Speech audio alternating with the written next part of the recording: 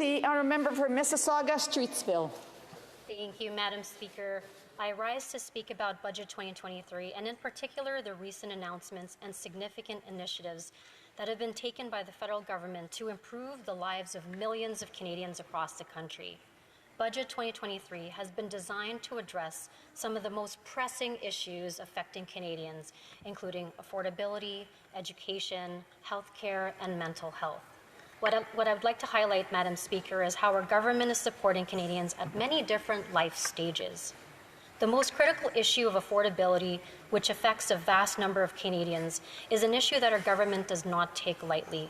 In the riding of Mississauga-Streetsville, I continue to hear about the rising cost of groceries, for example. The federal government has announced a grocery rebate, which will provide eligible couples with 2 children up to an extra $467 for single Canadians without children, and with up to an extra $234, and seniors with an extra $225 on average.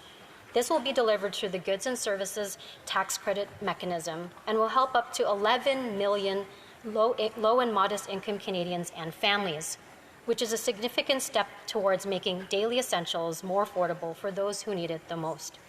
I would like to thank all my colleagues from all parties within this House for voting to support the grocery rebate. Let's take a moment and think about that impact. That's 11 million low and modest income Canadians and families who will experience financial relief. Affordability is important, and as a part of our government's national housing strategy, I'm excited to share that with the help of our financial institutions, we have started offering the tax-free first home savings account to Canadians as of April 1st of this month. I reflect on the time when my husband and I were married 15 years ago. I remember how excited we were to start our life together, to buy our first home, and to start our family. Homeownership is a very important milestone for so many. In last year's budget, the government committed to introducing a tax-free first home savings account. This new registered plan will give prospective first-time home buyers the ability to save up to $40,000 on a tax-free basis. Like a registered retirement savings plan, contributions will be tax-deductible, and withdrawals to purchase a first home, including from investment income, will be non-taxable as well, like a tax-free savings account. It'll be tax-free in and tax-free out. With this new tax-free first home savings account, 3.5 million families across Canada will be able to start saving for a new home. In support of families, Budget 2023 will assist Canadians as their family grows. After my husband and I settled in our first home, we started to grow our family. After our son Kyle was born and after maternity leave, I needed to get back to work. I relied on our local daycare to ensure Kyle would be taken care of. While working in downtown Toronto, the cost of childcare was very expensive, and at that time it costed an average family $1,500 to $1,700 per month or more, depending on the location you choose.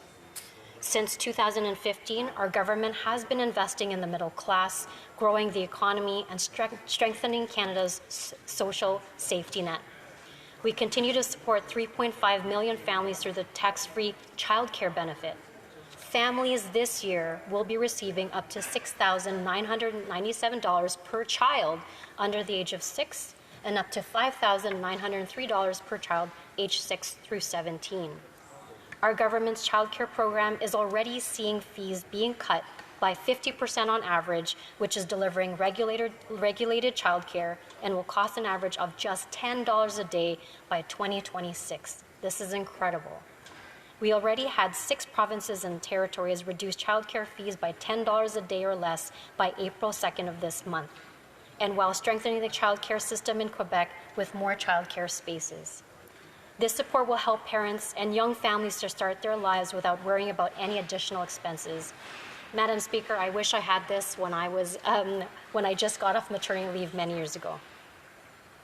I also have more good news, Madam Speaker. The proportion of core-age women employed was 82% in March.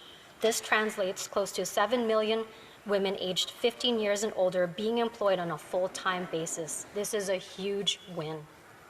In addition to childcare, we have also enhanced the Canada Workers Benefit for our lowest paid and often most essential workers, up to $1,428 for a single worker without children, and up to $2,461 to a family, an additional $737 for workers with disabilities. My son Kyle is now entering high school soon, and naturally what's on my mind is his education. My parents Norma and Sozimo worked very hard when they immigrated to Canada so that my brother and I would be able to seek higher education in a post-secondary academic institution, and I'm truly grateful for all of their sacrifices.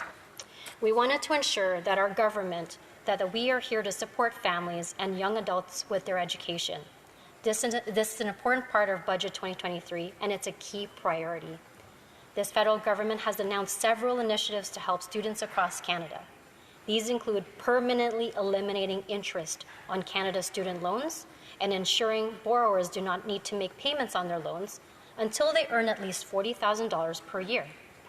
Our government will also increase Canada's student grants by 40%, providing up to $44,200 for full-time students, and raise the interest-free Canada student loan limit from $210 to $300 per week of study.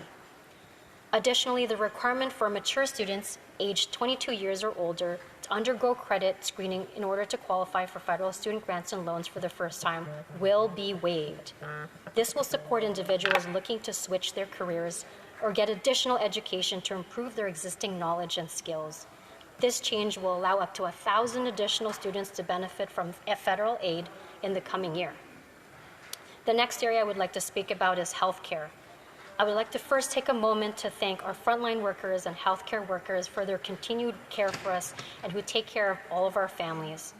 As we look at Budget 2023, we need to take into consideration the challenges that we faced during COVID-19 and what impact it had on our economy and our healthcare system. We will work to ensure that we can recover quickly and effectively as possible. Healthcare is at the top of the minds of constituents in my riding as well as all Canadians. This is why our government has laid out an ambitious plan to provide an additional $195.8 billion over 10 years in health transfers to provinces and territories, including $46.2 billion in new funding through the new Canada Health Transfer measures. This funding will be used to improve and enhance the healthcare Canadians receive and is not intended to replace the planned healthcare spending of provinces and territories.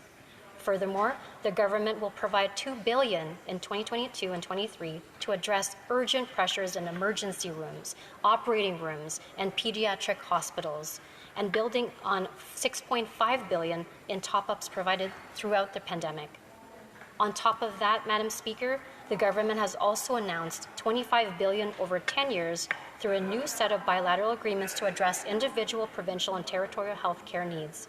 This includes expanding access to family health services, supporting health workers, and reducing backlogs, increasing mental health substance use support, and modernizing health systems. A few months ago, I met with the Service Employees International Union and spoke directly with several personal support workers. I listened to their heartbreaking stories about what they endured during the pandemic. They spoke about how underpaid they are and considering how much they were required to work at the time. Madam Speaker, considering their sacrifices, they deserve more. Our government has listened to our healthcare workers, and as a result, the government will provide $1.7 billion over 5 years to support the hourly wage increases for personal support workers and related professions. This funding aims to improve the healthcare Canadians receive. These additional investments are contingent on continued healthcare investments by provinces and territories. I would like to highlight the importance of mental health supports, which have been a critical issue for Canadians during the pandemic. The government has proposed to provide up to $50 million over 5 years starting in 2023 and 24 to Employment and Social Development Canada to develop and test innovative solutions to strengthen the retirement savings of personal support workers without workplace retirement security coverage. This funding will go a long way towards helping those who work in this critical field. Furthermore, the government will also invest in expanding mental health and substance use supports services for Canadians.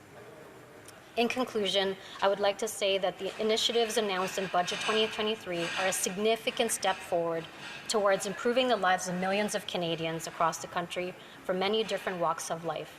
From making daily essentials more affordable to enhancing healthcare, education, and mental health supports, this government is committed to making Canada a better place for all its citizens and tackling the most pressing issues we face. Thank you, Madam Speaker.